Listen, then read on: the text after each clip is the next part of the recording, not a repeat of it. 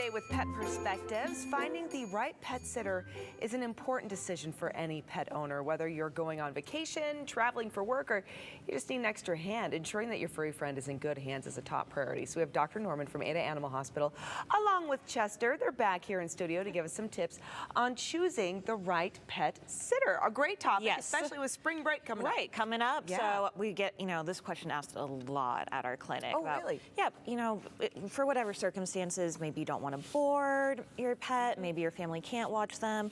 So how do you find someone to take care of your family members? Okay, so where do you suggest that we begin? I always recommend starting with, reaching out to family, friends, people you know, asking who they have had pet sit before. Personal recommendations, as with most things, are always going to be best. Or asking your veterinary staff. A lot of support staff will do pet sitting on the side. Oh, really? Yep. So there may be, some opportunities there. So always a great place to start asking. I've never thought about that. Yeah. That is such an obvious solution. Yeah, okay. Why wouldn't we ask our vet and to see if you guys had recommendations or someone in your staff that would? Okay, so what should people, though, look for when it comes to checking references, right? So let's say they're not going really to a reliable source. Exactly. So, say you go on one of those pet sitting websites where they have, this is my name, these are who I've pet sat for. You should be able to talk to those people who they have pet sat before and ask for their experience or looking at their reviews. But ideally, they should have some personal numbers that they can give to you. Excuse me. References. Exactly. Exactly. Chester, he's just cruising all around here. He's just happy. What about pets though that have medical needs? And that's where it comes into of asking what their experience is with special needs. Are they, have the ability to give different medications or even just breed differences? A terrier here is very different than a house cat that's just going to lay around all day. Yes. So pet sitting needs and experience very, very different versus, a German Shepherd that may need to be walked, throughout the day. So asking those very specific questions about your pet's needs.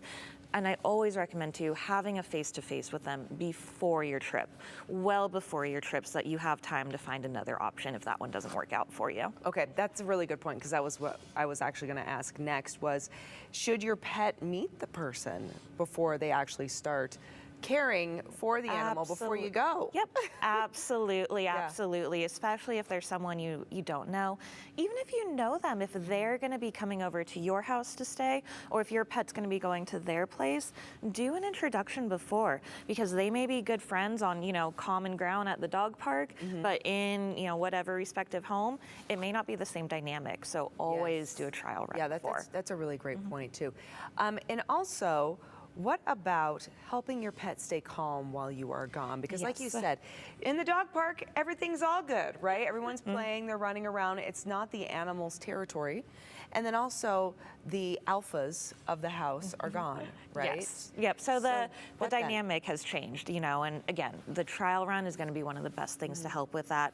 Making sure your pet sitter knows their routine and keeping a routine. If they get fed at 5 a.m. every morning, find a pet sitter who can feed them around then, and keep with that routine so that things are less stressful for them, which is a lot of reason for having a pet sitter. They're in your home rather than being in a new environment. That can be less stressful for your pet too. And what about, because I've heard, kind of this suggestion previously that if you are leaving and there's a first-time pet sitter taking care of your animal, it's also a good idea to maybe leave an old T-shirt of yours in their kennel or something, so they can at least smell you to keep their nerves a little calm. Exactly. So kind of, I know at least my instinct is to clean my house before anyone comes over. Totally. Wash everything. That too, right? Yes. But maybe not washing that blanket on the couch that your dog sleeps on. Maybe, leaving some of those scents so it's not this whole new sterile environment, and then you're gone and there's a new person there. Oh, okay. I do. I tend to go in cleaning mode because I'm oh, I don't want them to see someone else is coming over. Yes, yeah, exactly. No, my house is pristine all the time. All the time. Not true. But okay, so it's actually beneficial for your pet. So that's a great excuse then. Exactly. To not have to clean before you No, it's for your pet's comfort. So that's for everyone out there. Yes. I love that. Okay. Also, how can pet owners ensure that their sitter is prepared to handle those medical emergencies while you're away? Kind of like we already discussed, find someone who's good with that. But what if it's someone who really doesn't have firsthand experience, however, they're willing to learn, and you trust them to be a responsible individual? Yeah. So give the pet sitter your veterinarian's information. Have a little first aid kit of if your pet does have any medication that they take intermittently, or some things for them. But have your veterinarian's information, have that phone number, have the ER vet's phone number and everything available. And contact your vet beforehand too. Tell them, hey, I'm going out of town. This is the name of my pet sitter. They're authorized to, approve treatment, because that is going to help your vet offices as well. Wow, that's a really great point too. Making sure that your vet knows that you are gone and that this person is in your animal, not in your animal's care, that your animal's in this person's care, and that they will be taking care of them in the event something happens. Exactly. That's something I've never really stopped to think about. No, always a good thing, especially if your pet has any medical issues.